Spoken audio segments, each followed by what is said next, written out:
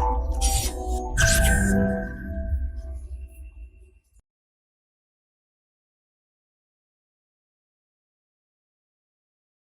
everyone, this is Prem Sodhani coming up with the next round of our quiz session, and in this quiz session we generally discuss some of the very important current affairs in the format of question and answers, right? So let's get started with 9 December's current affairs. So question number 1 is regarding AFSPA, that is with reference to Armed Forces Special Power Act, that is AFSPA. Consider the following statement. तो AFSPA के बारे में statement दिए हुए हैं. The first says it was promulgated by the British in response to NCM, that is non-cooperation movement. The second statement says only the central government has the authority to impose the act in the state or parts of the state. And the third says armed forces can act independent of the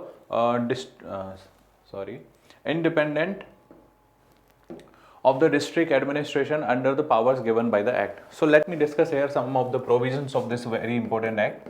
We have already discussed this act under this monumental mistake editorial. So this was the act which was we have taken as a legacy. It was firstly used against the quit India movement of 1942. ठीक है, Britishers ने यहाँ पे use किया था. तो first statement आपका गलत हो जाता है. That was not the non cooperation movement, this was the quit India movement. ठीक है, तब ये यूज किया था. Later we incorporated this provision, this act into our हमारे कॉन्स्टिट्यूशन में भी हमने डाल दिया. तो ये एक्ट जो है ये हमने लिया है 1958 में. What is this act all about? तो इस एक्ट में लिखा हुआ है कि army has all the special responsibilities, है ना, स्पेशल पावर्स. तो वो पावर्स क्या है आर्मी की? स्पेशल पावर्स कि army can search, seizure anything, search any premise and without warrant. ठीक है, विदाउट वारंट जो है वो कुछ भी सर्च कर सकते हैं, सीज कर सकते हैं. एंड इनके पास इतनी पावर है, if it amounts to death of somebody, किसी की मृत्यु हो जाती है because of their activities, that is also यहाँ पे उनको पावर दी हुई है कि अगेंस्ट दीज डेथ ऑल्सो इनके अगेंस्ट में कोई एक्शन नहीं हो सकता. ठीक है, आर्मी के अगेंस्ट में क्यों दी गई है ये पावर? बिकॉज जहां पे इंसर्जेंसी बहुत ज़्यादा होती है. ठीक है, फॉर एग्जांपल नॉर्थ ईस्ट जो रीजन है इंडिया का, चाहे वो जम्मू एंड कश्मीर हो, तो यहाँ पे इंसर्जेंसी बहुत ज़्यादा है. So they need some special powers. लेकिन इस पावर्स का जो है मिसयूज भी होता है, and that is the reason कि AFSPA जो है हमेशा न्यूज में रहता है. Okay, so under this provision, अब इसमें एक प्रोविजन है that is section 3 of this act.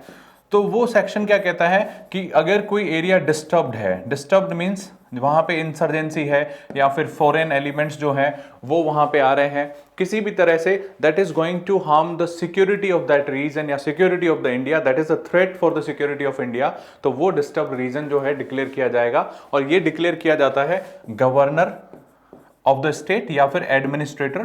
अगर जो यूनियन टेरिटरी है तो वहां एडमिनिस्ट्रेटर होगा, अदरवाइज गवर्नर जो है वो डिक्लेयर करते हैं. ठीक है, so this recommendation will be given to the central government, और सेंट्रल गवर्नमेंट यहां पे आर्मी को स्टेशन करती है.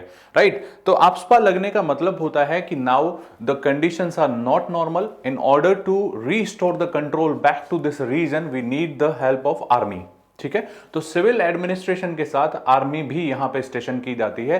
That is you have to remember. Okay, so the second statement says कि only the central government has the authority to impose the act. नहीं, this is not true, because governor recommend करते हैं कि ये area disturbed area है, then only centre जो है वो इंपोज करता है AFSPA. Right, so this is not true.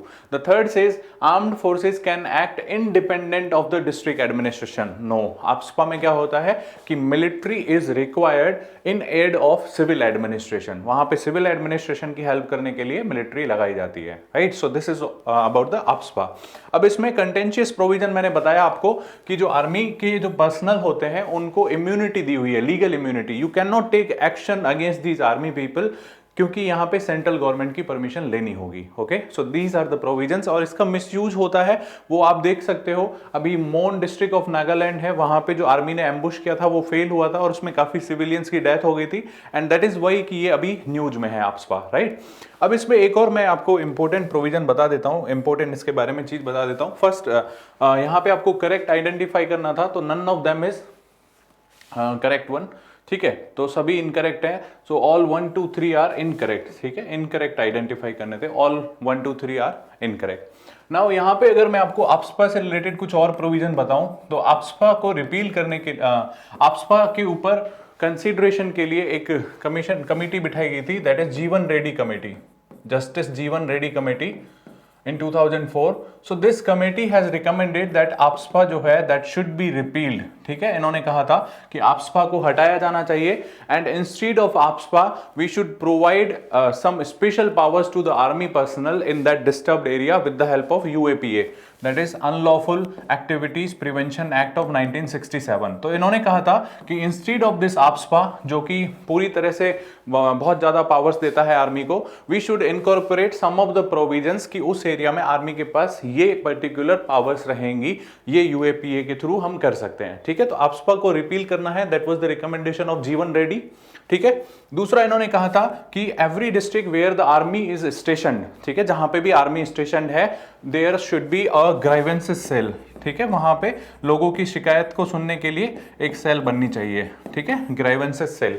तो ये आप ध्यान रखना, जीवन रेड्डी जो है रिकमेंडेशन थी. इसके अलावा एक और रिकमेंडेशन मैंने कल भी बताया था, फिर से बता रहा हूं, second ARC administrative reform commission की fifth report on public order, fifth report on public order, उसने भी कहा था कि वी शुड रिपील AFSPA. ठीक है, AFSPA शुड बी रिपील. सो ये ध्यान रखना आप. Second ARC also recommended that we should repeal the AFSPA. And ध्यान रखना कि AFSPA जो है इमीडिएटली तो हम ऐसे लिफ्ट नहीं कर सकते, बट हाँ yes in phased manner we can actually lift up the provisions of AFSPA from these areas, जब भी उसमें नॉर्मलसी धीरे धीरे वापस आती है तो. So all right, this was all about AFSPA. तो ये आपका देख लिया हमने, incorrect, all 1 2 3 are incorrect. The second question is related to the AFSPA only.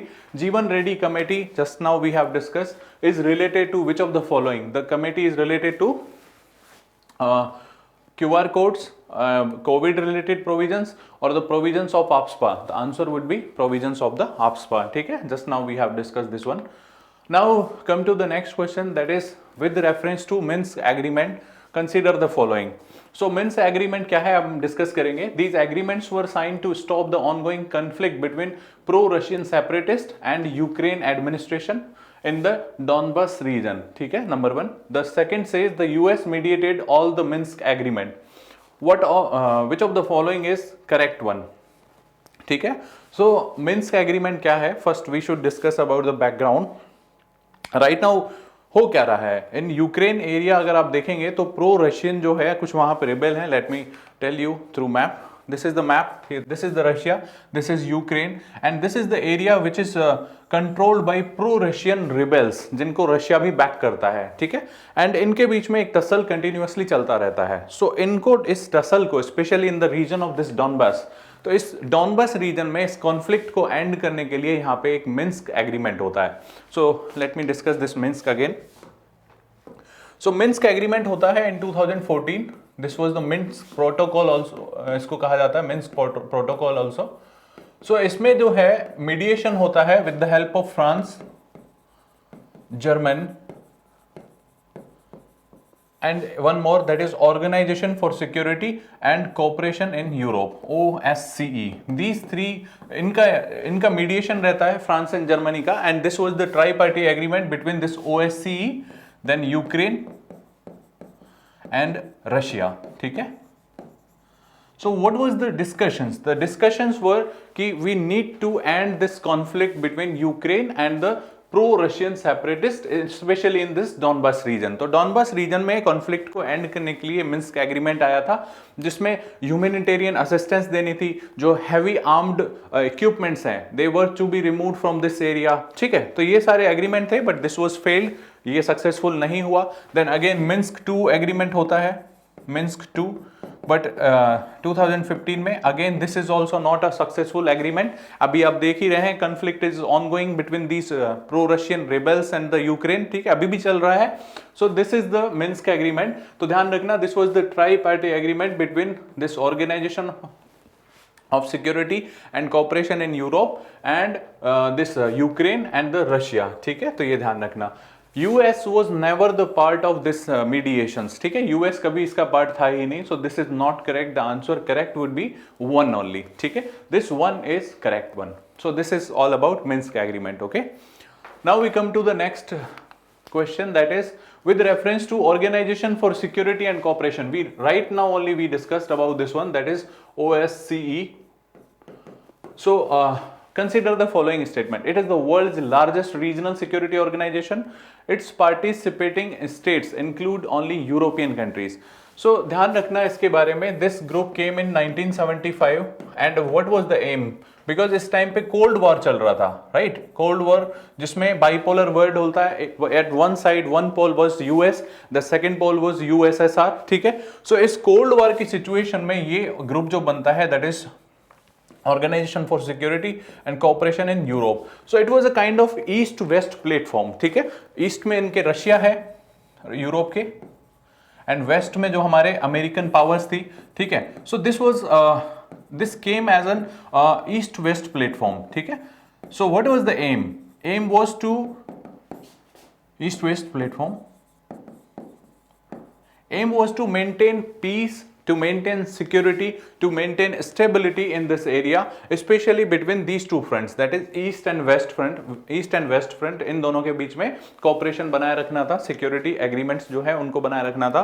So this is organization which works in many areas. For example, political areas, economical areas, climate related things, इन सब में ये काम करता है. And this is the largest regional security organization. ध्यान रहे, largest security organization है regional, ठीक है.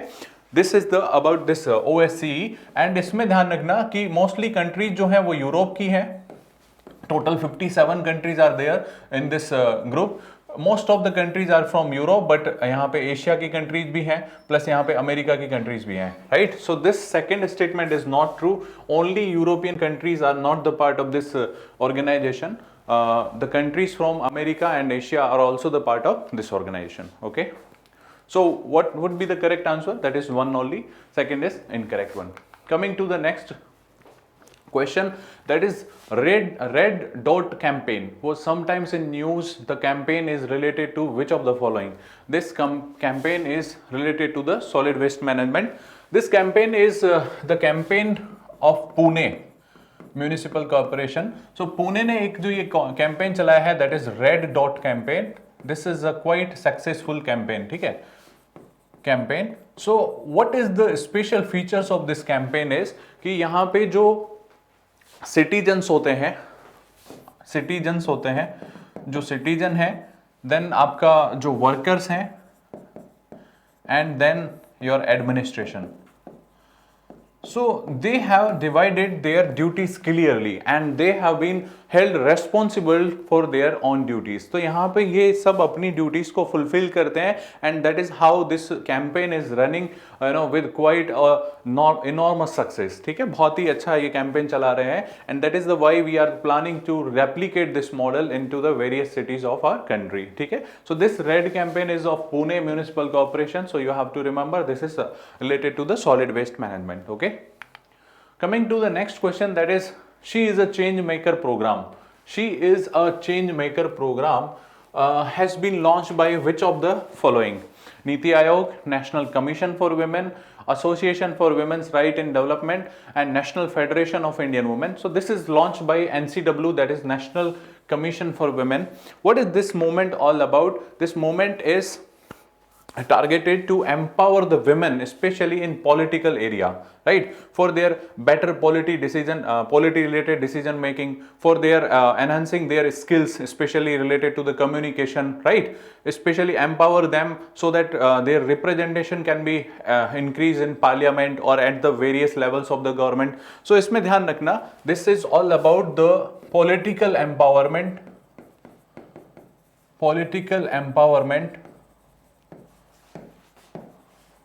of women at each level. ठीक है, at each level of the, चाहे वो गवर्नमेंट हो, फॉर एग्जाम्पल चाहे वो पार्लियामेंट में हो, पार्लियामेंट विमेन हो, चाहे वो स्टेट लेजिस्लेचर की विमेन हो, चाहे वो पंचायत से बिलोंग करें, even if they are the member of any political party, right. चाहे वो नेशनल हो चाहे स्टेट पार्टी हो. So the aim is to enhance their skills, especially communication skills, decision related, कैसे decisions लेने हैं, to empower them in that area. Okay, so this is about the she is change maker.